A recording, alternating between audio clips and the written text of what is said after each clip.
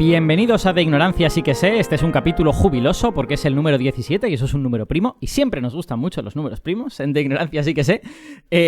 Bueno, habréis notado que hemos roto nuestro ritmo de publicación de cada 2 semanas porque hemos necesitado introducir un pequeñito hiato porque todos íbamos muy liados de trabajo, pero bueno, a partir de ahora esperamos volver al ritmo normal. Y hoy nos toca un programa de matemáticas porque hablamos de física la última vez. Y vamos a hablar de un tema que yo creo que es muy interesante y que a menudo cuando lo estudiamos en secundaria como que nos entre sorprende y no sabemos ubicar en nuestro mundo mental, que son los números complejos. Son un tipo de número un poquito peculiar, que enseguida definiremos cuál es su peculiaridad. Pero antes de hablar de esto, voy a presentar a los participantes, a los ignorantenautas de siempre del podcast, que son, como siempre, Víctor Marco, físico, profesor de matemáticas en el IES El Grau de Valencia y, por ahora, temporalmente, asesor técnico docente en el SEPIE. Muy buenas, Víctor. Muy buenas, Alberto. Ya tenía ganas yo de volver también, de este pequeño descanso. Sí, y además hoy vas a tener bastante protagonismo porque el programa va de mates y esto es lo tuyo, digamos. Sí. No, pero el descanso ha venido bien. Yo también tenía mucha tralla entre el SEPIE y música y tal, y me ha venido bien, ¿eh? Sí. Bueno, para los que no estoy muy seguro si lo hemos dicho en ningún capítulo, pero nuestro opening y nuestro ending son de Víctor y tocados por Víctor. O sea que ya que tenemos un músico en el equipo, pues lo utilizamos. Y ya comenté en las redes que había algo oculto de matemáticas en el tema. Algún día que hablemos de esto, haremos un programa de música y matemáticas. Ah, muy bien. Entonces, yo lo dejo ahí a los oyentes, que se fijen en el opening y en el ending y miren a ver si encuentran la relación. Porque claramente no es la misma pieza. O sí. Qué bien, me encanta esto. Economicé para componerla, para tocarla no me tocó tocar las dos. Ahí sí. Muy bien, y tenemos también, como siempre, a Javier Vargas, que también es físico, es profesor de física en el IES Playa de San Juan de Alicante. Muy buenas, Javi, ¿qué tal? Hola, muy buenas. Yo también tenía ya ganas de volver a por todas. Sí, todos estábamos un poquito sobrepasados, cada uno por su cosa, y nos ha venido muy bien esta semanita, ¿no? Sí, lo bueno es que nos hemos coordinado para sentirnos sobrepasados a la vez. Exacto. Lo contrario sería como de muy mal gusto, ¿no? Sí. Estar sobrepasado cada uno a su manera. Bueno, yo creo que ha sido fácil, porque estamos sobrepasados casi siempre, ¿no? Nuestro mínimo común múltiplo de sobrepaso es una vez al mes. Yo creo que es fácil. Lamentablemente creo que Víctor tiene bastante razón. Claro. Bueno, y finalmente también estoy yo, que soy Alberto Aparici, físico, divulgador científico. Tengo un par de secciones de ciencia en Onda Cero y colaboro en varios podcasts, entre ellos este. Así que ya estamos todos presentados. Y, como dijimos en el último programa, voy a volver a repetir que tenemos ya correo del programa. Y que si queréis cualquiera de los que estáis escuchando enviarnos, pues yo qué sé, sugerencias, críticas, comentarios, cosas que se podrían contar desde otro ángulo o incluso propuestas de, oye, yo conozco este proyecto educativo que es muy interesante, ¿podríais hablar de él? Pues nos interesa mucho y nos gustaría que nos lo mandarais. Así que nos podéis escribir a deignoranciapodcast@gmail.com. Deignoranciapodcast, todo junto, sin guiones ni sin cosas, @gmail.com. Muy bien, y dicho esto, ya podemos ir con nuestro tema del día, que son los números complejos. Y para nuestros oyentes que no sepan lo que es eso, porque de todo tiene que haber en la viña del Señor, pues hoy va a ser un día muy bonito para vosotros, porque vais a descubrir una cosa muy chula, que son los números complejos. ¿Qué narices es esto de los números complejos? Bueno, pues los números de toda la vida, los números que solemos utilizar en la vida diaria, tienen una propiedad que parece muy, muy trivial y fácil de entender, que es que cuando los elevas al cuadrado dan siempre un número positivo. 4 al cuadrado, 4 por 4 es 16, ¿vale? 1/3 al cuadrado es 1/9, ¿vale? Todos son números mayores que 0. Pero es que incluso si cogen números negativos, en plan el -3 al cuadrado es -3 por -3, y como menos por menos es más, eso también da 9. Con lo que los cuadrados de los números, a los que estamos acostumbrados al menos, suelen dar cosas positivas, ¿vale? Bueno, pues los números complejos son unos números que ahora contaremos su historia y por qué se tuvo que, digamos, inventar este tipo de número. Son números que no cumplen eso. De hecho, tienen una casuística un poquito más complicada. Hay una parte de los números complejos cuyo cuadrado es negativo. Por ejemplo, 5i al cuadrado da -25. Pero hay otra parte de los números complejos cuyo cuadrado no es ni negativo ni positivo. Es otra cosa. Pero bueno, ya iremos hablando poquito a poco de esto. No sé si tenéis algún comentario sobre esta definición inicial de números complejos antes de meternos en el tema. Muy bien, lo suficientemente complicada para que esté a la altura de... Que va, no, es que es verdad, es que ahora hablaremos porque como al final de cuentas no se trata de hacer un podcast sobre los complejos, sino sobre la enseñanza de los complejos. Vamos a ver cómo... A mí me encanta este tema en el instituto porque es como... Cada año pienso, a ver cómo lo hago esta vez, ¿no? Por descubrimiento, ¿no? Vamos a intentar ponernos en la piel de los del Renacimiento. ¿Cómo se lo encontraron? Que hablaremos porque es una historia flipante. Porque claro, Alberto, has hecho un comentario que yo en algún futuro quiero que hagamos un podcast sobre si las matemáticas se inventan o se descubren. Porque has dicho se inventaron los complejos. Y dices, sí. Claro, yo soy partidario de que se inventan a un 70%. 70-30. Pero cuando lees la historia de cómo aparecen, voy a decir aparecen los complejos, da la impresión que ellos se lo encontraron. Se encontraron ciertas propiedades. Y vieron que, ostras, que ahí pasaba algo raro. Que ahí había cosas que al cuadrado no salían positivas para que cuadrara con toda la matemática que ya había construida. Yo debo decir que no tengo una postura clara en ese debate. Yo no sé si las matemáticas se inventan o se descubren, y es posible que sea un debate espúreo. Es decir, tengo la sensación... Bueno, eso sería cosa para otro podcast, pero tengo la sensación de que los que creen que se inventan es, en el fondo, el subtexto de decir las matemáticas se inventan es decir que las matemáticas no existen y que son un producto de los humanos y que sin humanos no habría matemáticas. Mientras que los que se descubren piensan que las matemáticas tienen cierto tipo de existencia y que aunque nosotros no estuviéramos aquí, seguiría habiendo matemáticas. Entonces yo no estoy muy seguro de cuál de las dos cosas es verdad y al final del día hasta me da igual, realmente. Pero bueno, esto es un debate de otro podcast. Creo. Y más claro sobre este tipo de números porque cuando has comentado lo de los alumnos que... Cuando se encuentran esto, ¿no? ¿Qué opinan? Si ya cuando estás con ecuaciones normales, vamos a llamar ecuaciones de números reales, te preguntan esto para qué vale, imagínate si luego llegas con este segundo plato. No, es que estos números ya no siquiera... Claro, aquí podemos hablar del término... Bueno, hemos hablado de complejos, en ningún momento Alberto ha usado la palabra imaginarios. Es verdad. Y vamos a matizar porque la gente los usa como expresiones sinónimas, imaginario y complejo, y académicamente no es lo mismo. Exacto. Imaginario es solo, claro, la parte imaginaria, lo que le hace complejo al número, ¿no? Cuando tú tienes la raíz de -4, eso lo podemos separar como... Vamos a intentar visualizar para los oyentes que la raíz de ese -4 lo puedo poner como 4 por -1, separo la raíz de 4 y me da 2, y la raíz de -1 es el que me da problemas. Ese es el que aíslo y me queda 4i, ¿no? Decidieron llamarle i a la raíz de -1. Eso lo introdujo Euler. Entonces, ese 4i es lo que se llama un complejo imaginario puro, porque no tiene ningún otro elemento. Ahora, si tú a eso le sumas 3, tienes un nuevo número que sigue siendo extraño porque aunque tengas el 3 como real, le estás añadiendo el 3 a algo raro. Al conjunto completo se le llama complejos e imaginarios solo a los puros, ¿no? A los que dibujaríamos en el eje Y. Pero yo sé que la gente usa igualmente el término imaginarios para referirse a todos. No sé cuánto de oficial hay en estas cosas. Yo creo que es exactamente como tú lo has explicado y de hecho yo siempre trato de ser consistente con la notación porque creo que son cosas muy distintas. Es que está la parte imaginaria y la parte real del número complejo, claro. Exacto. El número imaginario es la cosa rara. Digamos, es la cosa que desafía un poco nuestra intuición. Pero cuando combinamos ese tipo de números un poco extraños, peculiares, cuyo cuadrado es negativo, con los números que conocemos, cosa que sin duda se puede hacer, porque uno puede sumarle a 1/3 5,2 y nadie se muere, pues bueno, a 2i le puedo sumar 25,8 y tampoco nadie se muere. Pues cuando combinas las dos cosas es cuando tienes los complejos. Pero verdaderamente los que tienen el núcleo del comportamiento peculiar son los imaginarios. De hecho, históricamente es como surge. Es el imaginario el que empezó a dar problemas. Quizá antes de meternos con esto, igual podemos hablar un poco de los tipos de números que hay, un poco para poner contexto a todo esto y no entrar demasiado rápido, ¿no? Voy a repasarlos yo muy rápido porque creo que además nuestros oyentes conocerán la mayoría muy bien.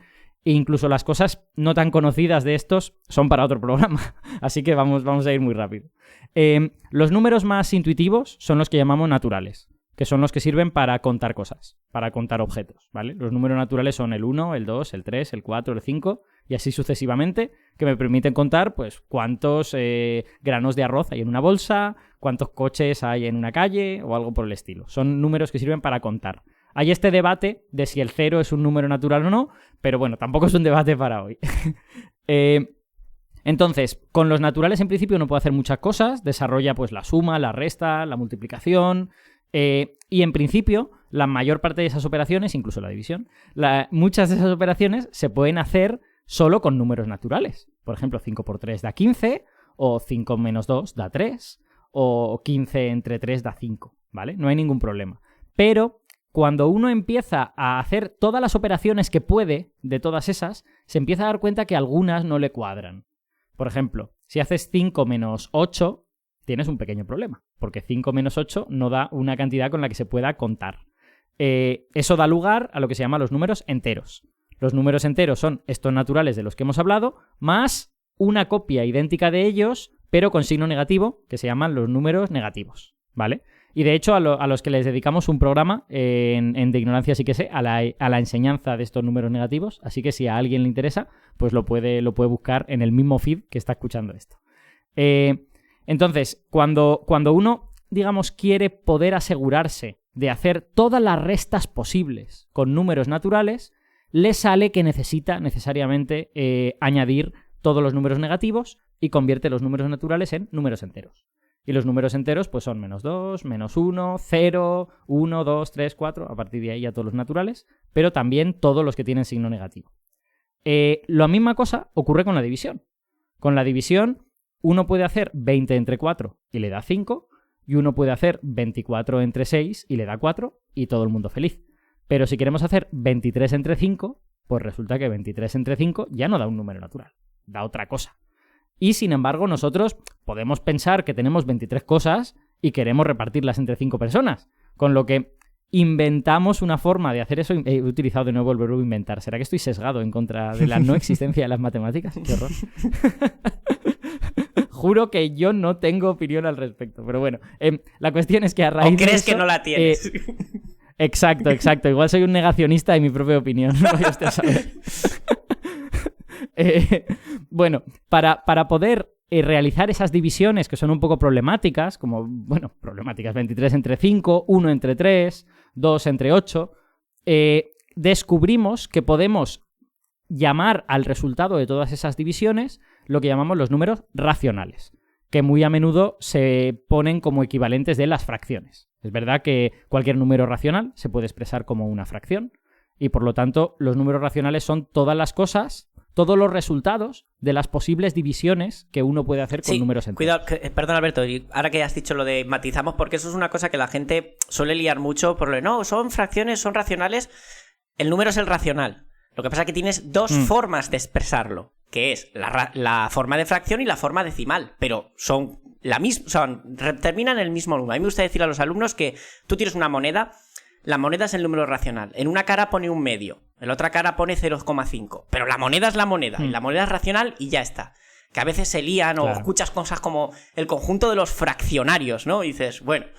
Sí, que no es que esté feo, mal, no es que esté mal, pero bueno, ya que tienen un nombre chulo como racional, que viene de ración, de repartir, de hacer raciones, sí, pues pongámosles, llamémosles como le pusieron. Exacto. Bueno, con estos números, en realidad, con los que he dicho, con los negativos y los racionales, uno ya tiene prácticamente todo lo que necesita para la vida diaria en términos prácticos. O sea, no necesitaría nada más. Lo que pasa es que a los racionales se añaden otros números más que en realidad son, cuando les miras las tripas, son bastante complicados por dentro, pero bueno, no tenemos tiempo de contar hoy todos esos detalles, que son los números reales. ¿Los números reales qué son? Pues son todo número que no puede expresarse con una fracción. Y el ejemplo que siempre nos ponen son las raíces. Raíz de 2, raíz de 5... Son números que no se pueden expresar como numerito partido por numerito. Bueno, Alberto, perdona que te interrumpa. Maticemos que esos son los irracionales, porque los reales, algunos reales sí que se pueden escribir como fracción, claro. Tiene usted toda la razón, ahí me ha fallado la anotación. Estos son los irracionales, y cuando juntas irracionales y racionales, entonces tienes los reales. Exacto. Y en realidad los reales también vienen, en principio, inicialmente, de esta operación, todas estas operaciones, como la raíz cuadrada, el logaritmo, no sé qué, estas operaciones dan lugar también a un número racional o no. Y resulta que algunas de ellas pues no dan lugar a un número racional, y por eso hay que volver a ampliar el espectro con los números irracionales, ¿no? Luego, en el fondo, los reales son súper interesantes porque son como rellenadores de huecos entre los racionales. O sea, aunque los racionales son un conjunto denso, que entre 1 y 0 tienes infinitos racionales, ¿vale? Porque tienes 1 entre 2, 1 entre 3, 1 entre 4, 1 entre 5, así hasta el infinito. En realidad se puede demostrar matemáticamente que los racionales están llenos de huecos entre medias. Hay agujeros que no son números racionales y los reales rellenan esos agujeros. Son muy bonitos. Eso es un tema... Claro, eso a lo mejor nos salimos de lo que tiene que ver nuestro podcast, ¿no? De la enseñanza secundaria, hablar de conjuntos de Cantor y infinitos sí. Y cosas. Pero me parece súper interesante eso, lo de los huecos. Es un tema muy, muy guay. La topología de la recta real es una maravilla. Entonces, bueno, estos son los números normales, entre comillas, o sea, los números con los que en algún momento hemos operado. Es bastante probable que muy poca gente haya usado los reales, porque muy poca gente tiene necesidad de calcular exactamente la raíz de 2. A lo mejor le vale con saber que la raíz de 2 es más o menos 1,41, ¿no? Igual no necesita nada más que eso. Y 1,41 es ya un número racional, con lo que no necesitas preocuparte de los reales y de los irracionales. Pero bueno, estos son los números normales. Entonces, ¿qué pasa? Pues pasa que de la misma manera que uno se plantea operaciones que puede hacer con los números naturales y trata de encontrar un número que sea el resultado de esa operación, pues hay operaciones que ni siquiera con los números reales se pueden resolver. Operaciones como, por ejemplo, la raíz cuadrada de menos 5 o la raíz cuadrada de menos 4, que decía Víctor. Y para eso es para lo que se introducen, no inventan, se introducen los números complejos y los números imaginarios, ¿no? Como decíamos, la manera de introducir los números imaginarios es darnos cuenta de que el elemento problemático en esto de tener cuadrados negativos es al final la raíz cuadrada de menos 1, ¿vale? Uno necesita un objeto cuyo cuadrado valga menos 1.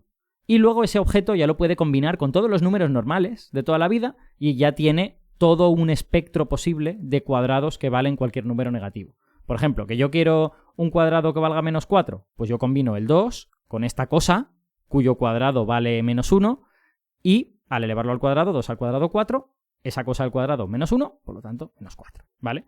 Ese objeto que nos añade esta propiedad nueva le llamamos la unidad imaginaria, ¿vale? Y como ha dicho Víctor antes, cualquier multiplicación de un número normal con la unidad imaginaria se llama número imaginario.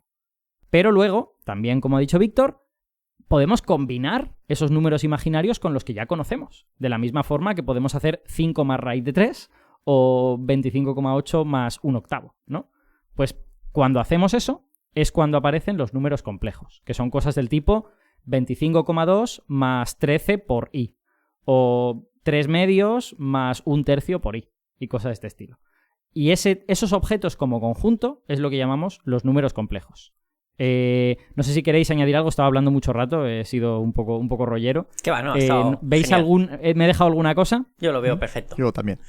Vale. Es que es delicado, es que claro, no puedes hablar de los complejos sin todos los que vienen detrás. Pero bueno, yo quiero matizar que lo que ha hecho Alberto es lo que se llama el orden algebraico de los conjuntos numéricos. Porque tú has ido hablando de cómo vas rellenando, ¿no? La suma solo puede en realidad operar con... Perdón, la suma. Los naturales con la suma y el producto, porque las otras operaciones le producen números que caen fuera de su grupo, ¿no? De su conjunto. Pero lo interesante es ver que históricamente la cosa no funcionó así. Digo no funcionó, me refiero a la aceptación de los matemáticos. Porque los complejos se encontraron, se inventaron, se descubrieron, no lo sé, antes que, por ejemplo, se aceptaran los reales. O se construyera algebraicamente y académicamente los reales. Y a mí eso me llamó mucho la atención, porque claro, tú lo has estudiado en el instituto y en la universidad en el orden coherente, ¿no? Y la historia te demuestra que no siempre ha sido así. La historia va como picoteando, ¿no? Pues ahora te aparece, no sé qué, la raíz de 2 que es irracional. Luego el complejo. Y luego les vas dando coherencia. Y se construyeron muy a salto de mata probando cosas y viendo propiedades que iban respetando las matemáticas. Es que verdaderamente los números complejos son una cosa... tienen una propiedad que les hace diferentes a los números reales, los números racionales, que es que con un número complejo no puedes medir magnitudes del mundo cotidiano. O sea, yo con números naturales puedo contar el número de manzanas que tengo en un cesto. Con números racionales puedo medir la anchura de esta mesa. Incluso con números reales, aunque esto ya sería mucho más discutible, pues puedo medir la hipotenusa de un triángulo que he dibujado en el suelo, ¿vale? Aunque en la práctica, pues ese triángulo, su hipotenusa, no será un número real porque tendrá pues errores y cosas de estas. Pero bueno, digamos que con los números reales puedes cuantificar cosas del mundo en el que vives. Pero con los imaginarios y los complejos no. O sea, no hay 5i coches en una calle. Nunca, en ningún caso. Ni la luminancia de una bombilla vale 48i menos 3. O sea, eso no ocurre, ¿no? Y sin embargo, eso no significa que no sean útiles para calcular cosas reales. Porque nosotros en física, por ejemplo, hay muchas situaciones que se necesitan calcular cosas con números complejos que luego al final tú, a partir de ese número complejo, te las vas a arreglar para extraer un valor real, que es lo que tú en principio vas a poder medir. Pero sin trabajar con los complejos no podrías llegar hasta ese valor real que luego vas a buscar. Es una herramienta muy humilde porque hace mucha faena, pero luego no se lleva el mérito. Luego el resultado final en cuántica es una probabilidad y es un número real. Claro. Y los complejos han hecho toda la faena del medio. Digamos, para que nuestros oyentes sepan un poco dónde ubicarlos en la física, digamos que las magnitudes físicas, los valores observables de las magnitudes físicas no tienen valores complejos, tienen valores reales, lo observable de las magnitudes físicas. Pero luego, la forma en que se desarrolla la física por debajo, sin que nosotros lo veamos, la evolución de todo eso, puede describirse mediante números complejos y de hecho es mucho más fácil describirla mediante números complejos muchas veces que mediante números reales. E incluso cosas que podrías trabajar únicamente con números reales, como me viene ahora a la cabeza, por ejemplo, el tema de circuitos, impedancias y demás, que tú en principio puedes trabajar sencillamente con números reales, pero si trabajas con números complejos se te facilita muchísimo todo ese cálculo.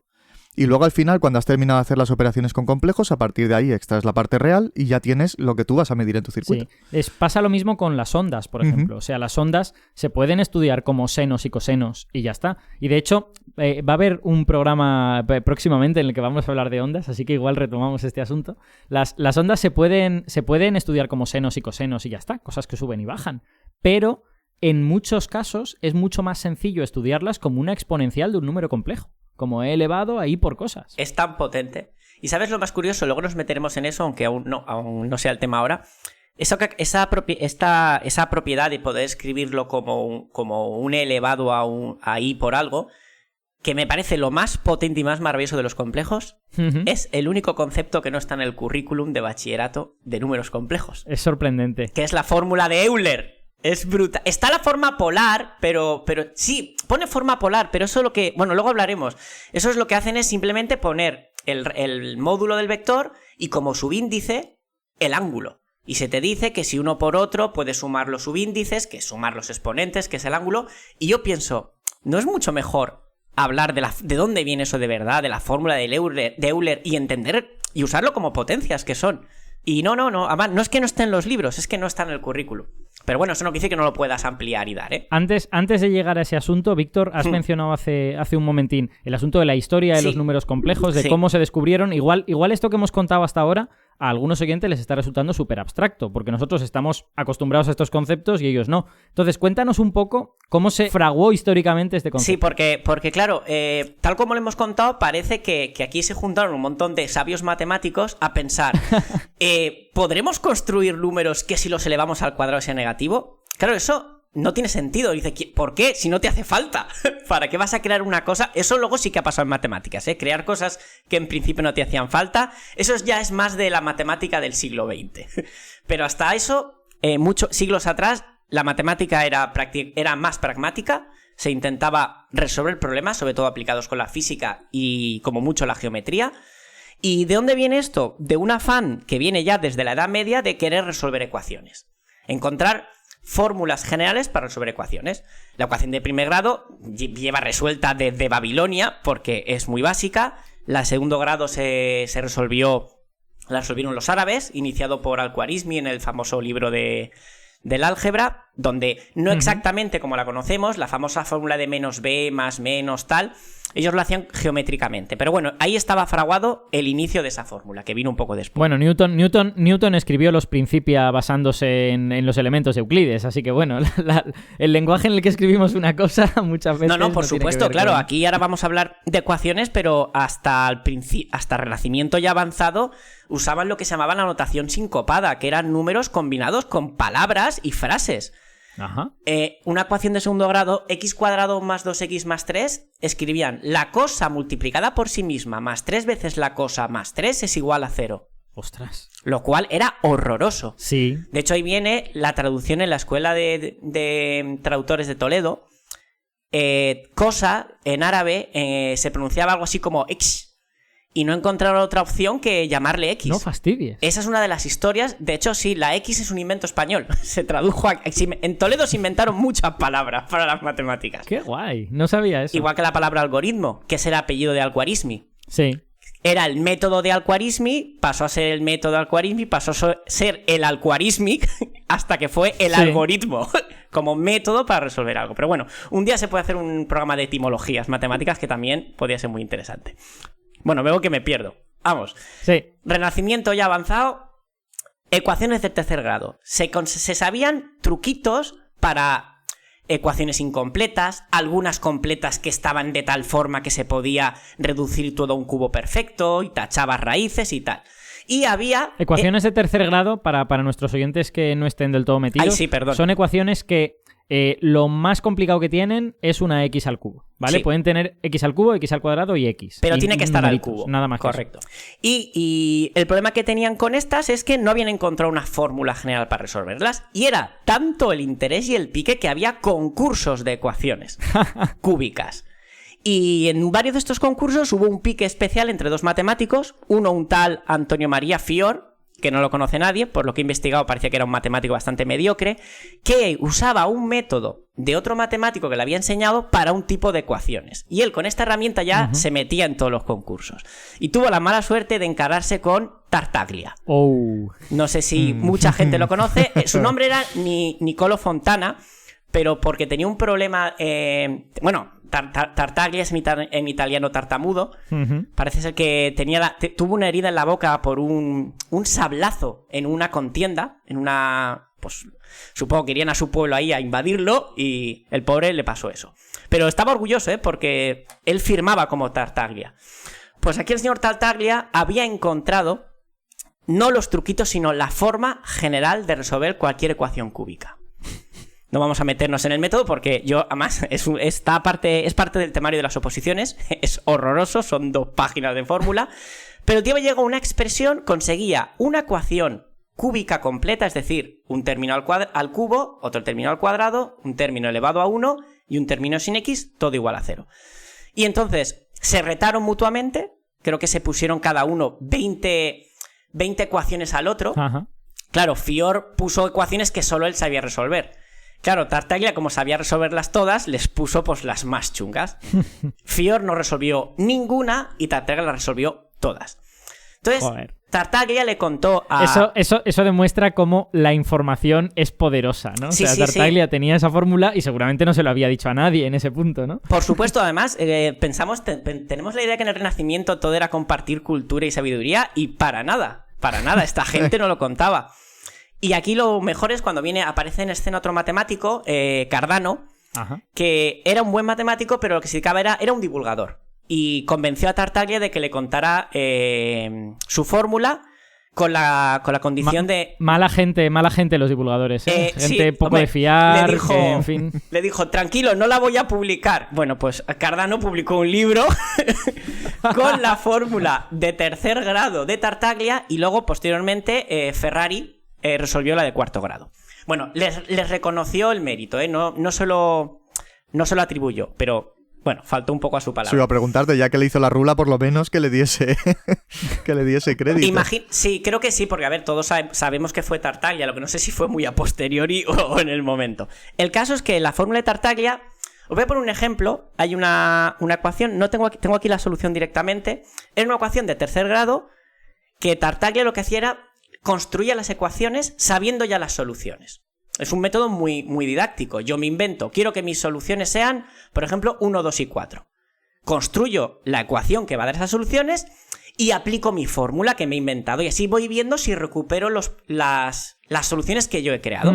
Y llegó a una fórmula. Y la fórmula de Tartaglia, pasamos del mecanismo y el método porque es horroroso, le daba para una ecuación cuya una de sus 3 soluciones era 4, le salía raíz cúbica de 2 más raíz de menos 121 más raíz cúbica de 2, ojo, menos raíz de menos 121. Claro, lo primero que ves y dices, esto está mal porque tiene raíces negativas. Dices, pero yo sé que va a dar 4. Entonces hay un problema.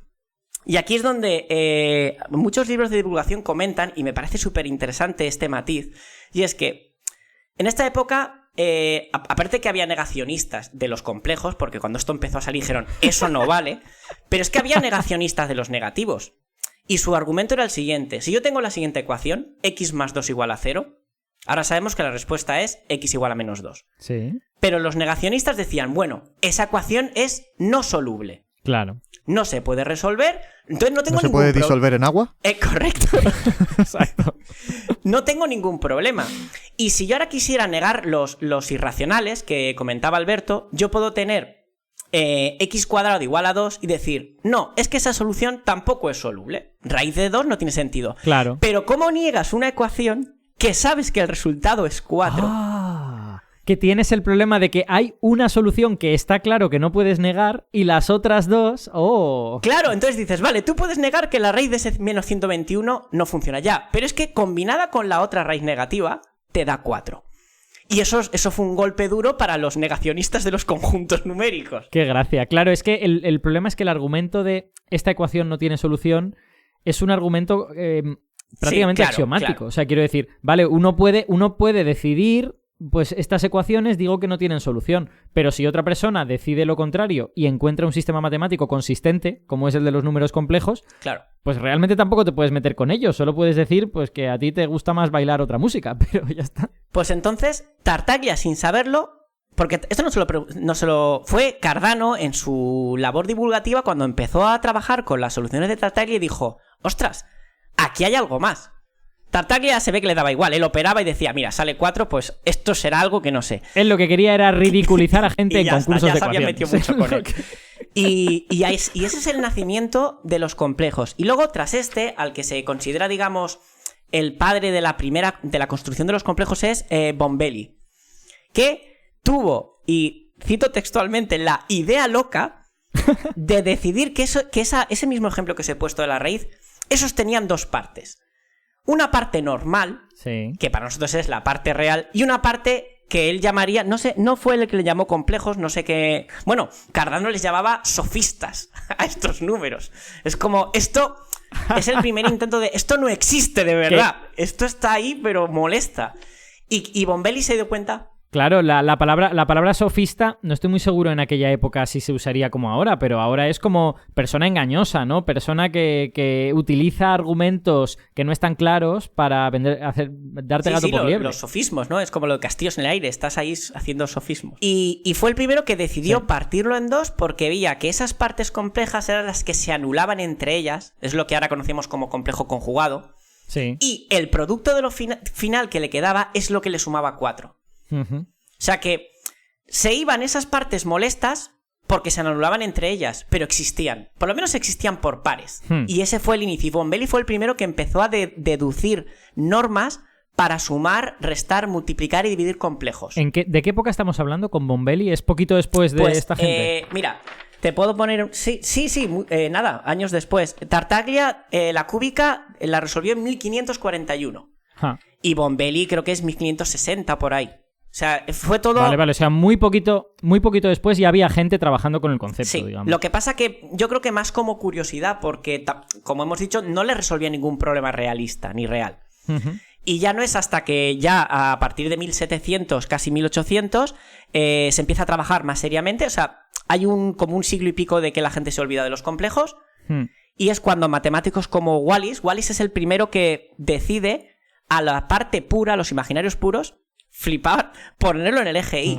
Y ya se usaba el eje X para los otros. Pues a nadie se le ocurrió combinar ambos como un punto en el plano.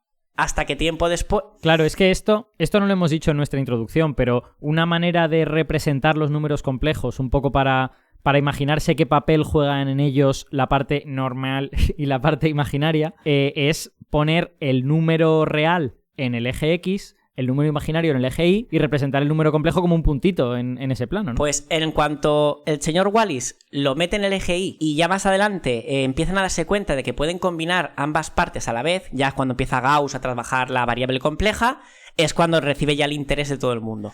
Deduzco un poco porque lo han transformado en geometría. Y les gusta mucho a los matemáticos que todo sea geometría, porque esto viene de la tradición griega, ¿no? Ya empieza a ser aplicable, ya... Es que claro, ya estamos hablando de que puedes pintar un número complejo. Claro, es también darle a la gente una representación que pueda imaginar fácilmente, porque si no es todo lo que hemos contado al principio del capítulo es ultra mega abstracto. Es yo diciendo, no, pero es que hay un número al que llamo imaginario cuyo cuadrado es negativo, ya, pero ¿qué cuentas con él? No, nada, este sirve pues para añadirlo a los reales. Sin embargo, cuando lo pones como en un plano, lo pones en un contexto geométrico, es como más fácilmente comestible. Y por eso, volviendo al inicio de todo, lo de la diferencia entre el orden histórico, ¿no? Y el orden algebraico es que los complejos aparecen mucho antes que la formalización de los reales.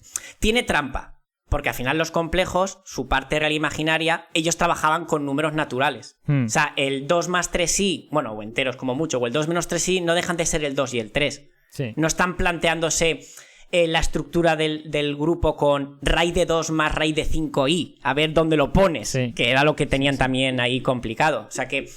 Pero sí que yo creo que la esencia de los números complejos salieron muy pronto, comparado con el entendimiento, por ejemplo, que tú comentabas de los huecos de los reales. Sí, entiendo. Se entendió antes que un número por sí mismo fuera negativo que dónde poder poner el número pi.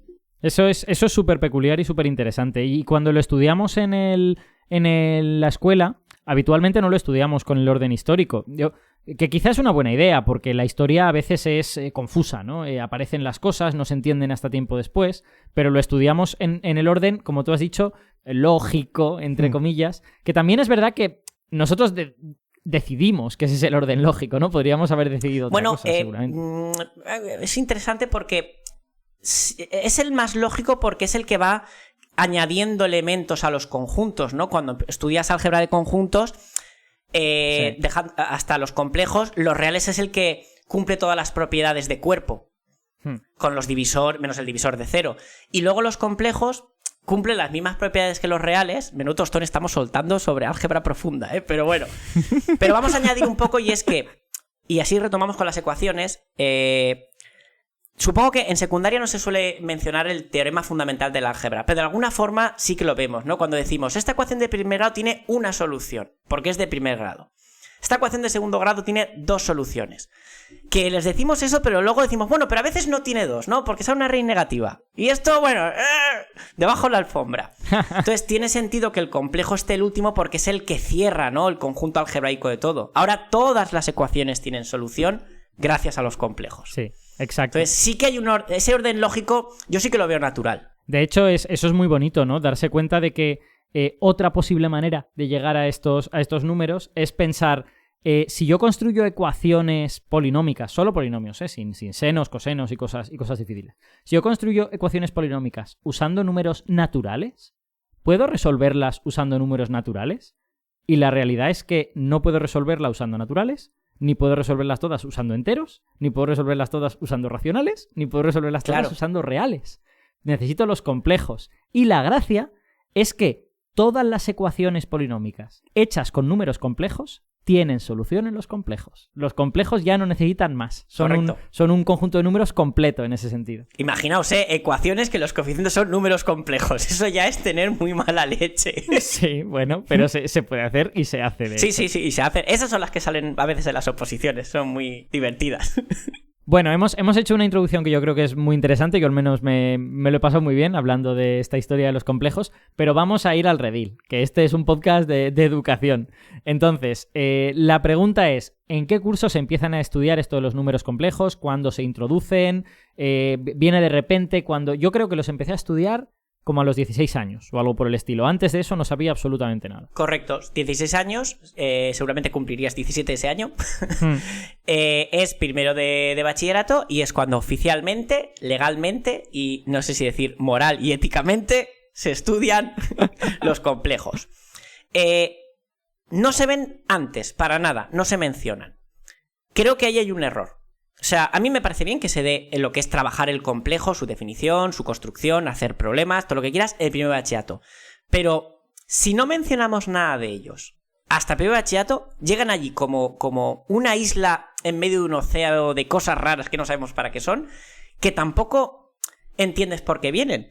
Y tenemos motivos de sobra y situaciones y excusas para comentarlos. Desde que en segundo de la ESO, tercero, das la ecuación de segundo grado, ¿por qué no comentar que hay otro tipo de números? Para darle coherencia. No se trata de que las resuelvas. Y además los chavales están súper interesados. Yo llego a comentarlo de, bueno, no me pongáis que no hay solución, ponedme que no hay solución real. Que no hay números para medir que lo... Y entonces te preguntan, ¿y qué números son? Ay, pues son los complejos. No, ¿puedes poner uno?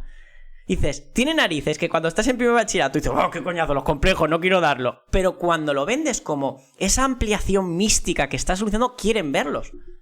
Y les pones lo típico, yo siempre pongo la raíz de -4, como han visto propiedades de las raíces, de los radicales, y les mola, y dice, ay, y algunos te preguntan, ¿y yo me puedo inventar números a ver si funcionan? Digo, hombre, aquí tenemos un algebrista en potencia. Yo no soy psicólogo, pero en realidad esa reacción me parece completamente lógica. O sea, claro. Cuando es la diferencia entre que a uno le digan, en el menú de hoy está esta cosa que hasta hoy no sabías que existía y tienes que estudiar porque sí, o que estés trabajando una cosa y de repente te hagas preguntas y quieras saber la respuesta a esas preguntas, ¿no? O sea, es el trabajar construyendo a partir de lo que los chavales ya saben, puede ser mucho más fructífero, ¿no? Y generar mucho más interés. En términos actuales, sería como generar hype, igual que hacen con los cliffhangers al final de las series. Sí, o sea, sí, exacto. Sabes que hay algo más que te deja con ganas de dar un pequeño pasito. Y además lo más maravilloso es que no necesitas complicarte, porque como dice Víctor, basta mencionar el teorema fundamental del álgebra, que es algo tan sencillo como eso. La ecuación de segundo grado siempre va a tener dos soluciones. Oye, ¿por qué esta no me sale ninguna? Ah, pues porque a lo mejor sí que tiene, pero no sabes encontrarlas todavía. Te falta algo. Claro. Y si luego encima estás con análisis, estás representando parábolas y les recuerdas los cortes con el eje X, o dos cortes, o un corte doble, ¿no? Si es el vértice que ha coincidido con el eje X. Y entonces dices, ¿y qué pasa si está más arriba? ¿Os acordáis de los complejos? Ah, es que está cortando en un plano imaginario. No está cortando y claro, les mola. Y es cuando te das cuenta que el entendimiento de la matemática por sí misma es disfrutable. Claro, es que yo creo que a veces... No tienes que aplicarla a nada. Yo pienso que a veces los temarios de los libros y tal pecan un poquito de si no se puede hacer un problema con esto, debe de ser que no debo estar dándolo en este momento. Y hay cosas que simplemente porque el concepto mola y mola aprenderlas, pues está bien darlas y no pasa nada. Aunque no puedas hacer un problema con ellas porque todavía no están cualificados para trabajar con ese tipo de álgebra. Bueno, y Alberto, problemas como se entiende en general, lo entiende un libro de texto. Pero es que si tú llegas ahora a primer bachillerato, toca dar complejos. Yo siempre me planteo, cada año es... ¿Cómo lo voy a presentar? Voy a ponerme en plan histórico. Podría ponerme con una ecuación de tercer grado. Sería una locura, ¿no? Porque habría que darle la fórmula y no tendría ningún sentido. Pero una de segundo grado. La resuelven y les dicen, bueno, ¿y aquí qué? Os han dicho siempre que no se puede seguir. ¿Qué haríais? Oye, para mí es un problema dejarles que piensen de si os ocurre una forma de que esto tenga coherencia, o llegar el primer día y plantar raíz de 4 y que te digan 2 más -2, eso el que más. Y luego plantearle raíz de -4. Y decirles, esto tiene solución. Tenéis una hora para pensar, para escribir ideas. ¿No? A ver qué se os ocurre. Luego pues llegar y decir, bueno, hoy toca complejos. Y es la raíz de -1. Mala definición. Luego hablamos de por qué esa es la mala. Sí. Bueno, si queréis lo contamos ya. O sea, es verdad, cuando se define la unidad imaginaria, hay, digamos, varias maneras que a primera vista parecen idénticas para definirla, pero hay una que es mejor que otras. Muy a menudo se define con la mala, que es decir, que la unidad imaginaria es la raíz cuadrada de -1.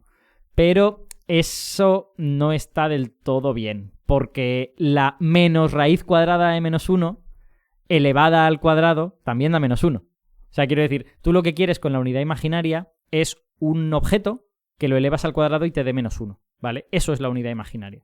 Y tú dices, bueno, pues la raíz cuadrada de -1, que lo elevo al cuadrado, se va a la raíz cuadrada y da -1. Ya. Pero es que la menos raíz cuadrada de -1 le pasa lo mismo, porque el menos al cuadrado se va y queda la misma cosa. Entonces, es seguramente más correcto definir la unidad imaginaria como un objeto cuyo cuadrado da -1 y cuyo valor absoluto es 1, ¿no? Esa es yo creo, la forma menos capciosa de definirlo y que da lugar a menos problemas.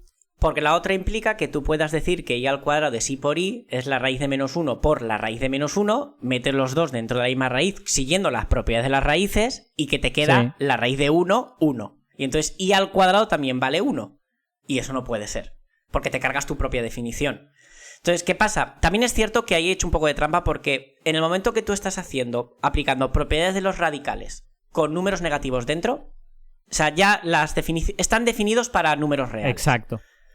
Pero eso está hecho así para que esté en concordancia con que y² sea -1. O sea que al final no puedes salir de ese círculo. Tienes que o decir que las radicales no los puedes aplicar así, o dices que la y² es -1. Sí, en el fondo es un debate un pelín espúreo, pero yo creo que definir la unidad imaginaria sin referirte a los radicales es mejor. Porque claro. Definirla necesariamente como raíz de -1 es en plan de no, es que si no me interesaran las raíces cuadradas no podría tener unidad imaginaria, y no es verdad. Uno puede usar los números complejos en ámbitos que no implican ni a las ecuaciones ni a las raíces cuadradas. Correcto. Entonces, ya que estamos hablando de qué cosas se pueden hacer con esto, siguiente pregunta que se me ocurre relacionada con cómo se trabaja con ellos en las aulas. ¿Para qué sirven los complejos, ¿no? ¿Qué utilidad tienen? Hemos dicho ya algo hace un momento. ¿Y qué finalidad se les da cuando se estudian, ¿no? O sea, hablemos primero de cuando se dan en las aulas, ¿para qué se usan? Y luego hablaremos, si acaso, de qué otras utilidades pueden tener. Pues mira, yo voy a permitirme leer una cosa y le voy a pasar el testigo a Javi. Vale. Y voy a leer el currículum, la parte del currículum que hace referencia a complejos. Voy a leer primero lo que es el contenido, ¿no? Puro y duro, y luego lo que se llama el criterio de evaluación o el estándar de aprendizaje, ¿no? Que se lleva ahora. El currículum dice: números complejos. Punto. Forma binómica y polar. Representaciones gráficas. Operaciones elementales y fórmula de Moivre.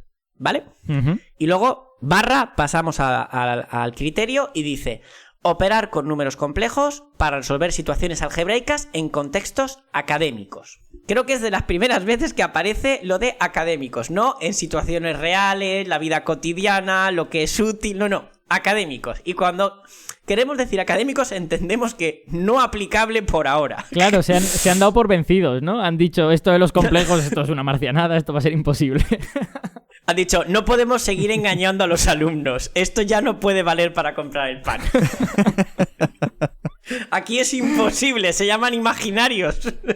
Ya, pero en cierta manera esa renuncia me duele un poco. Porque es verdad que hay cosas en física que solo se pueden hacer con complejos. Y hay cosas en física que se pueden hacer con y sin, y resulta que son mucho más fáciles con.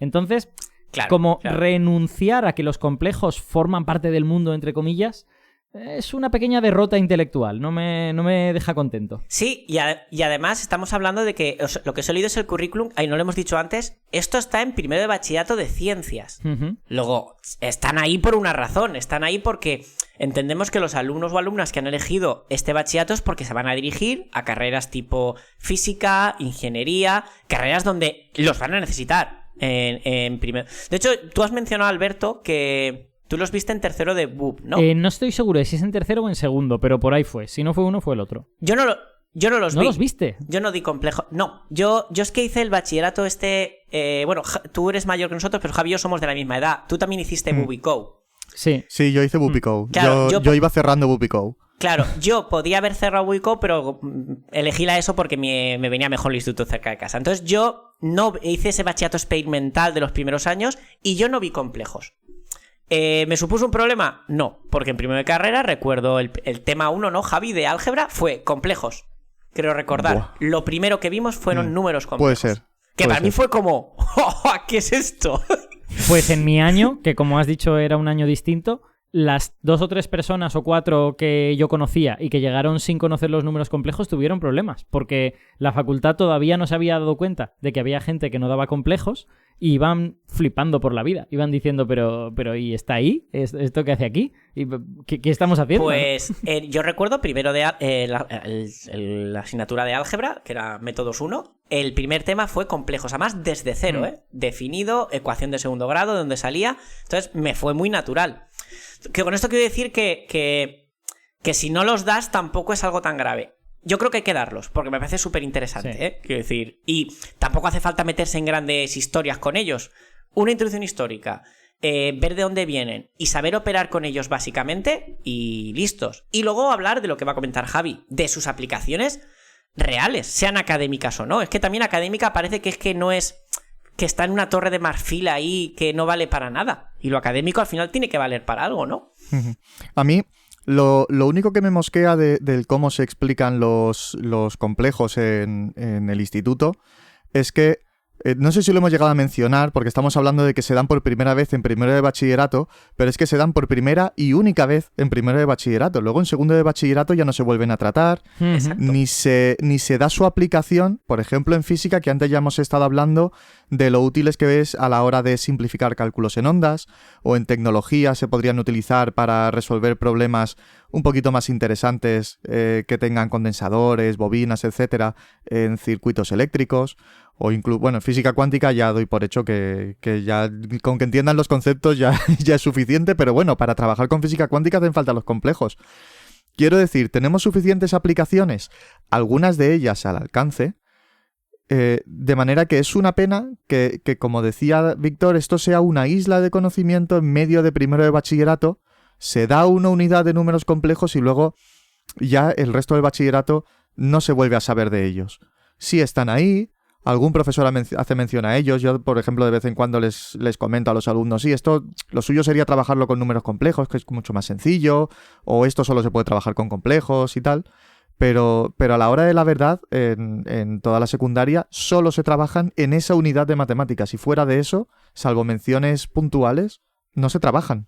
No ven, digamos, aplicaciones más pragmáticas. Yo voy a haceros un poquito de abogado del diablo en este sentido, porque yo soy el primero que me gustaría que hubiese un conocimiento enciclopédico y que todo se relacionara con todo, pero es verdad que el tiempo es finito, que el tiempo es limitado y prácticamente todos los temas de matemáticas tienen relación con cosas chulas de física y al revés también. Entonces, quizá en un momento dado hay que cortar. A mí, si algo me duele de esto del currículum, es que se ponga explícitamente que hay que evitar otro tipo de contextos. Bueno, pues no sé, déjalo un poco a criterio del profesor. Igual hay profesores que encuentran una manera compatible con el tiempo de contar cosas de los complejos y que no sea simplemente en un entorno muy teórico, ¿no? Yo ahí la reflexión que haría a lo mejor es los otros temas que se dan de matemáticas sí que al final le acabas encontrando más tarde o más temprano aplicación.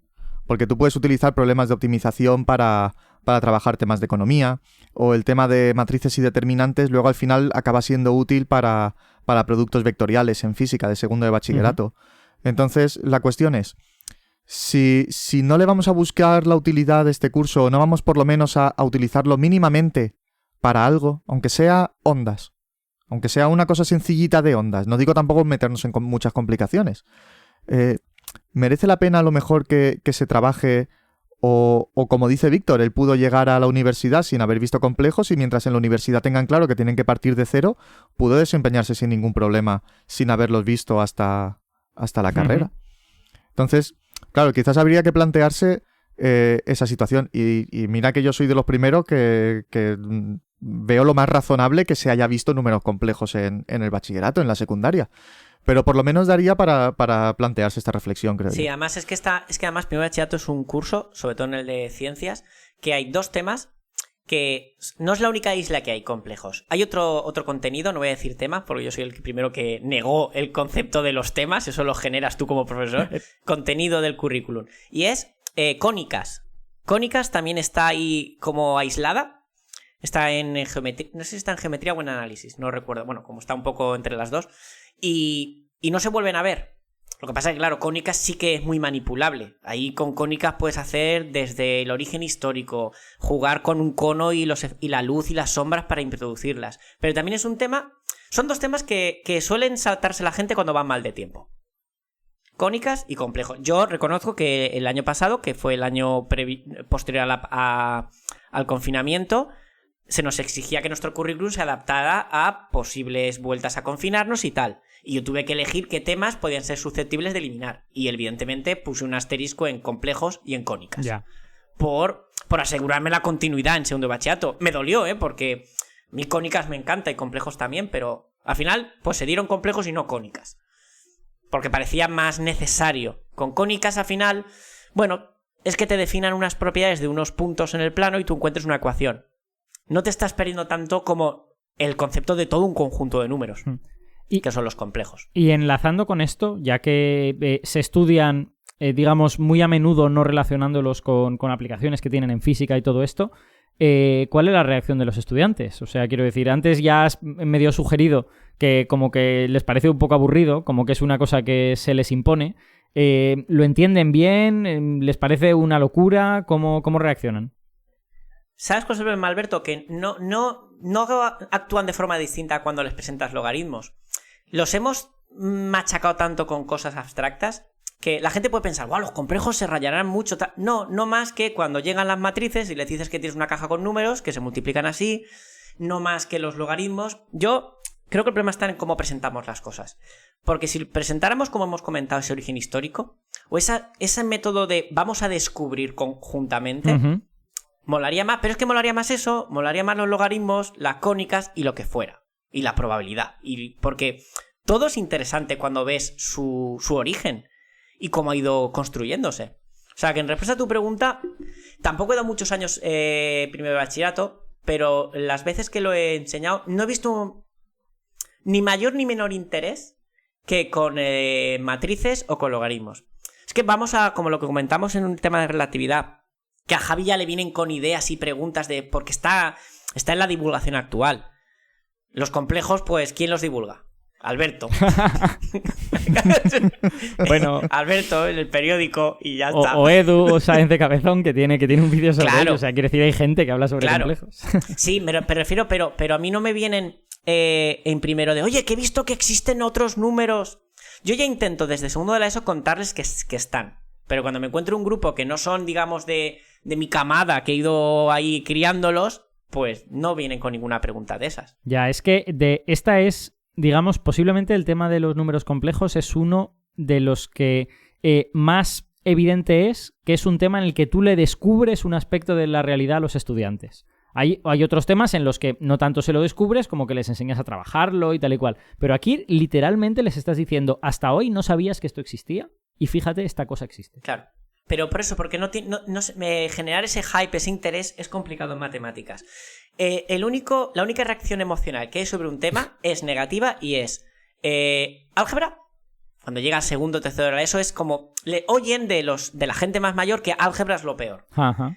Y en bachillerato, por supuesto, integrales y derivadas.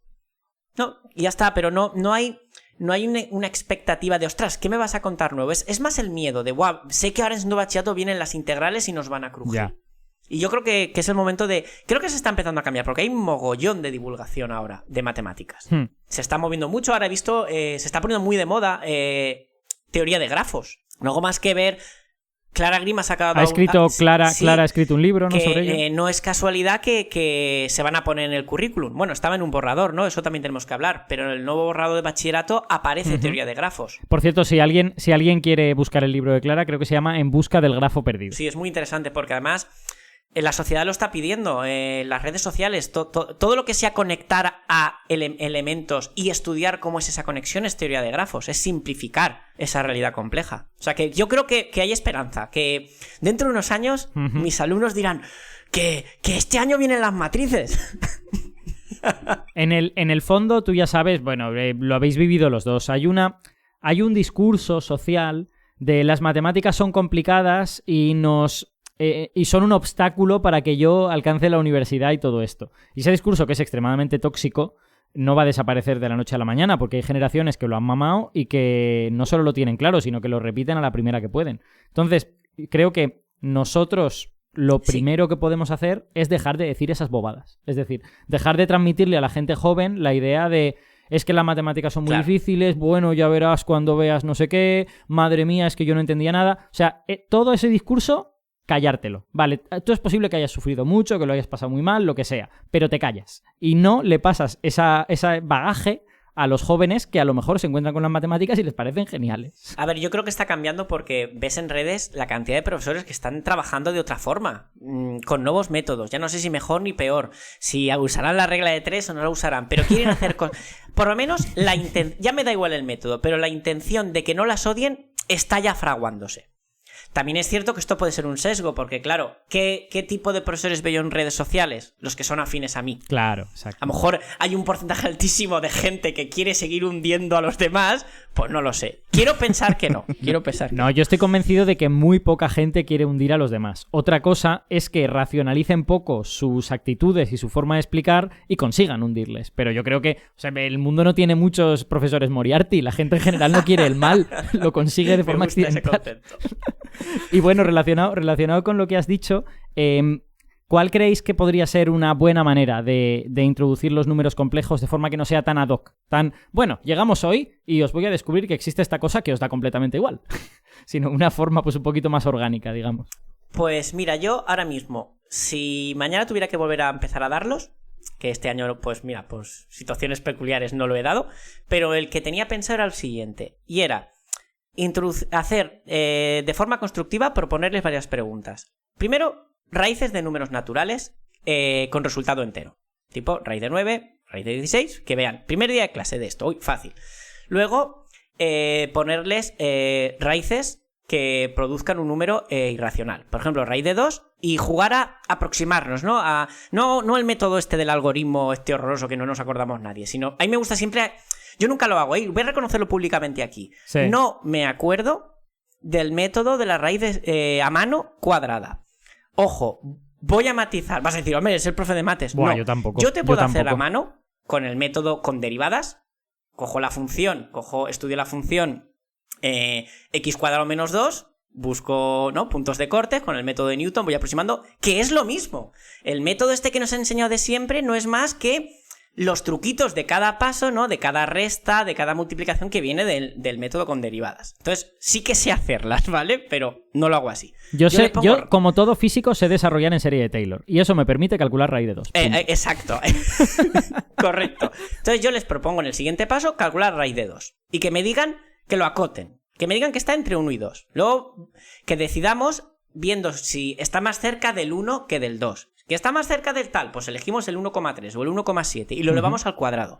Y que vayan viendo que te vas acercando a un valor que nunca alcanzas. Y les recuerdo el concepto de irracional, suponiendo que lo hayan visto así. Si es conmigo, sí. Porque esto yo lo explico así, los irracionales en cuarto de la ESO. El ir acercando y que vean que al final uso infinitas fracciones, que son racionales, para alcanzar un número que no tiene expresión de fracción. Lo que tiene es una tendencia con muchas.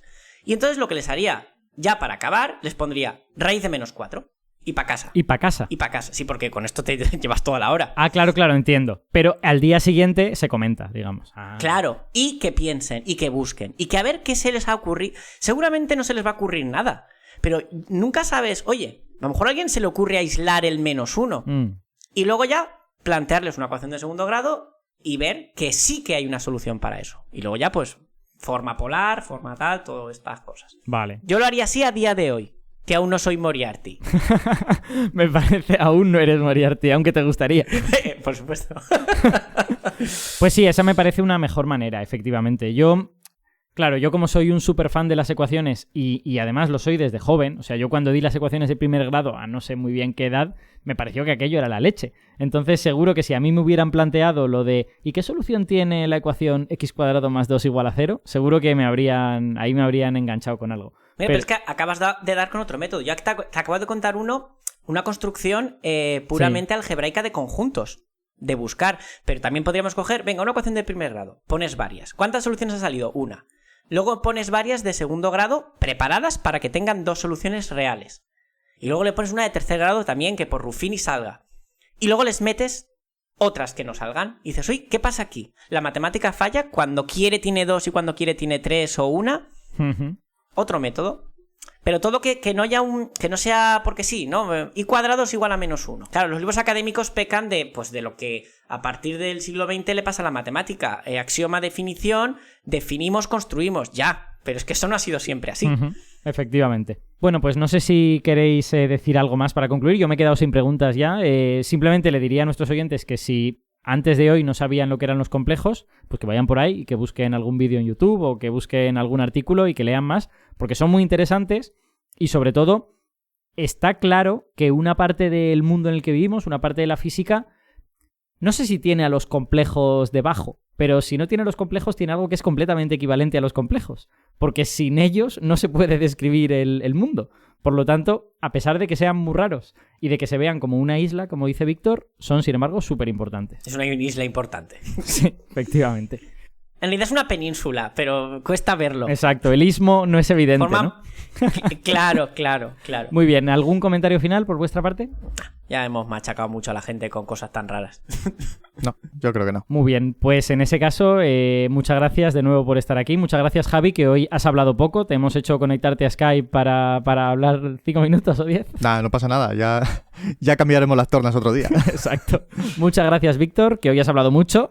Vosotros. Sí, ya no tengo... O sea, el próximo voy a dedicarme a escucharos.